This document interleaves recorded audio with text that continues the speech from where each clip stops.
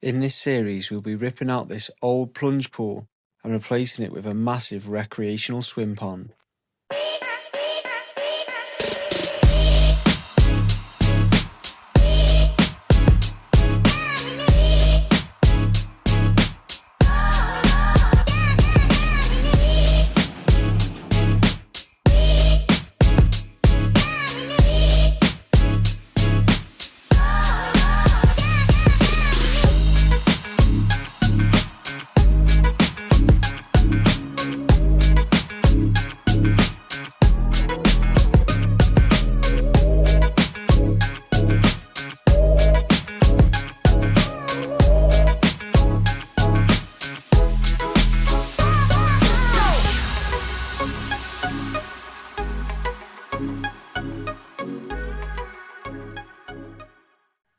So come and have a look at this.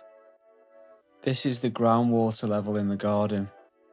I put this chamber in last year when we built the pond. It's about 2.5 meters deep.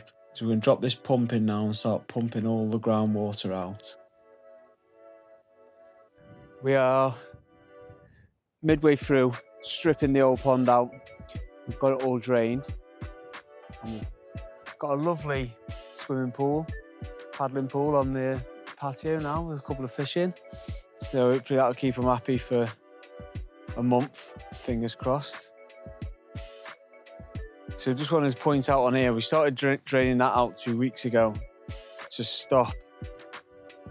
try and prevent all the water coming underneath this liner. So we just want to have a look at this now. Look how much this liner's bubbling up. Look at that. That's nearly a foot bubbling up. We can't have that happening on this new swim pond. Imagine that bubbling up over 3 meters by 4 meters in a big flat area. It'll just lift right up in the middle. So getting this underground drainage right is probably the most important thing on this project, especially at the start. It's going to be wet, boggy. It caught us out when we built this one. So we don't want to have that same problem again. We ended up rushing a little bit. But this time we're ready. I'm just going to walk you through the layout that we've got so far. The dog wants to see what we're doing. So this is going to be the swim section. We've got the blue line here. So that blue line to this one, that is going to be the swim section. So we're almost 3 times the size of what we've had there. From there then, it's going to step up. We have a 2-foot section to 1 foot, and then a 1 foot to nothing here. So they'll all be banked out. We're gonna have the wetland filter sat over here. We're gonna keep the top of the wetland filter to the same height as the decking over there. So it gives everything a bit more of a level feel. We're gonna have some waterfalls coming down from this way so we can get a good view from the house. There are a lot of waterfalls right at the back of the garden, as well as the stream at the front, so we'll be able to see a lot of action from the house all year round. Here we're going to have a bit of a beach section. Chloe's shoes fell off. Camera lady's having a nightmare. The croc. So around here we're going to have a beach section. I'm not too sure how the pattern's going to work yet, but we'll what the shape's going to be like yet. It's kind of going to just have to be out. We see what it looks like when the rocks come in. But for tomorrow, when we do the main dig, I just want to get the bulk of the material out. So we will do all this edge work with the smaller machine. But this will be beached round here. Some nice rock work. A lot of planting bays. We're going to get a lot of planting bays in for the aquatic plants. Make sure they're in there, because that's something else we didn't take too much consideration of when we did that one, but it was only supposed to be a plunge pool. There'll be some steps similar to that over here, but nice big wide ones. Walking in, it will bring us down to this level so we can go into the swim section. Over in the far corner, we're going to have an intake bay like that one there, but that's too close to the deck now. We want it over here. That'll give us enough space then to create the path.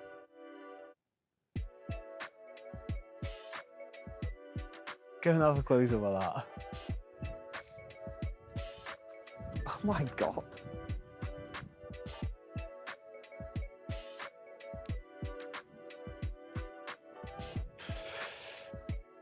So the idea is we're going to have a woodland walk. So we'll come out round there and then we'll have a path then. It cuts all around the back and comes up over the wetland filter and round the other side. So when all this is planted up with the big trees that we've got coming in from Premier Plants, we can have like a little walk going in there, and we're going to have a nice little seating area at the back, destination point for your coffee in the morning.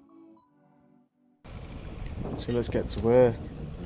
First job we had was pulling all the rock out of the old pond.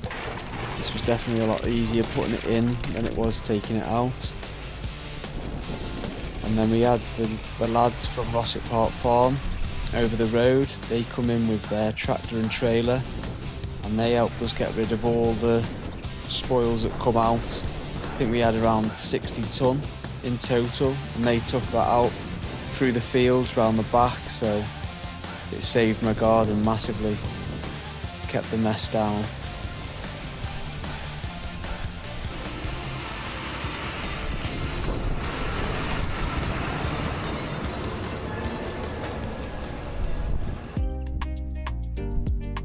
So I just wanted to show everyone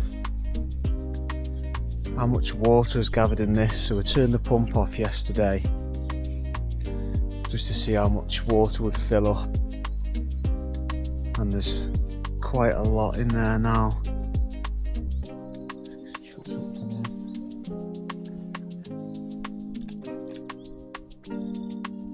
So that's the importance of getting this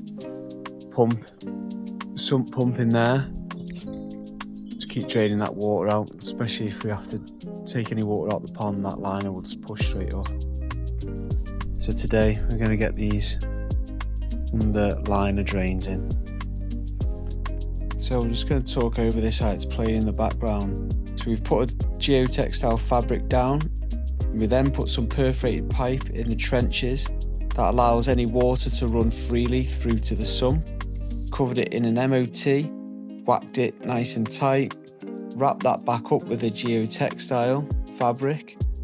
We then had to put a heavy duty geotextile over the top of that. Made sure there was no grit or gravel on this at all, because the next layer is the pond liner. We had to round a load of the lads up to help get this in. This is a 15 metre by 15 metre liner, and it is extremely heavy and awkward to move. So you can see us here pulling all that in, and then it's ready for the concrete base. And just on cue is Ray from Dynamics. I'm glad he was doing the barrowing on this one because it was quite a long run. We made him a little chute so he could just pour the concrete straight down into the pond. Me and Pete were in the pond just raking everything out, making sure it was bang on level to the depths that we'd set with the laser.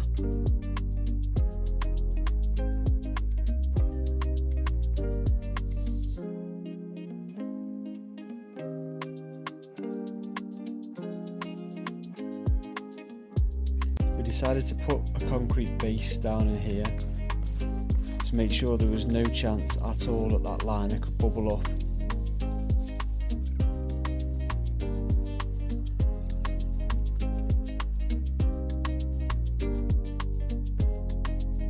So after we left the concrete base to set for a couple of days, me and Jack got to work on setting the oak sleeper wall to frame out the swim section. We've done this with an oak sleeper, so it was nice and strong and it'll be stable underwater for a long time.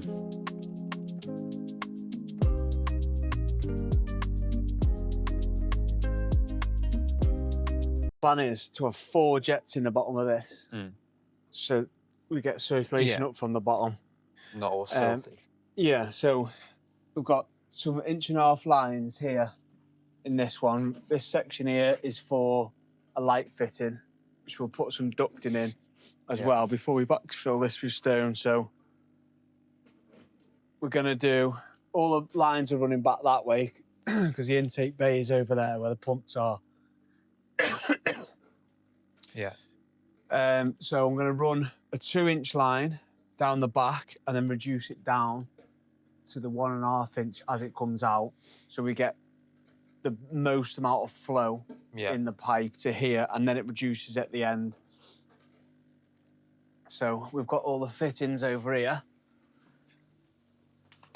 This is your 2-inch 90, which is going to go on that one with the reducer into there, go across into the 2-inch T with the reducer. Which is going to take that one.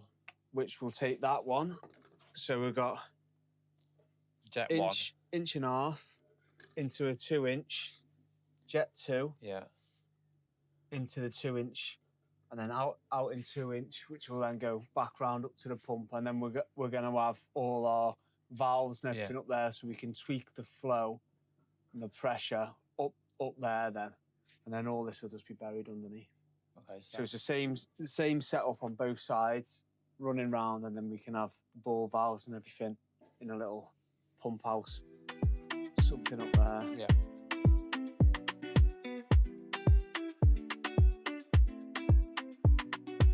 Right then. Try it, yeah. Fingers crossed.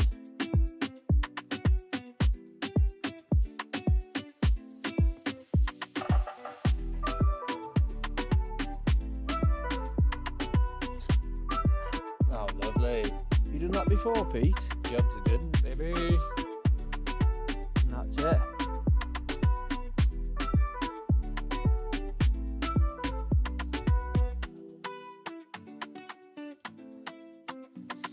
That's it then, we've got the pipes running out the back.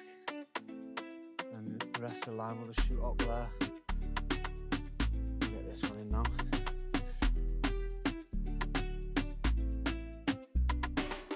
I'll leave him on. There's a little bit, Jack.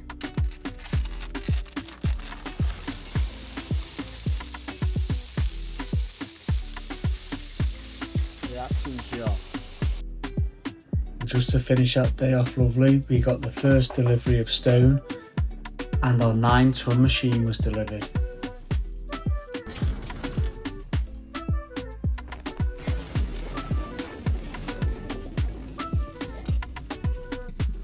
And that's going to round us up nicely. Please stick around for part 2 where we're going to start getting some of these boulders in there, getting some shape to this pond. Please subscribe so you do not miss the notification for the next episode.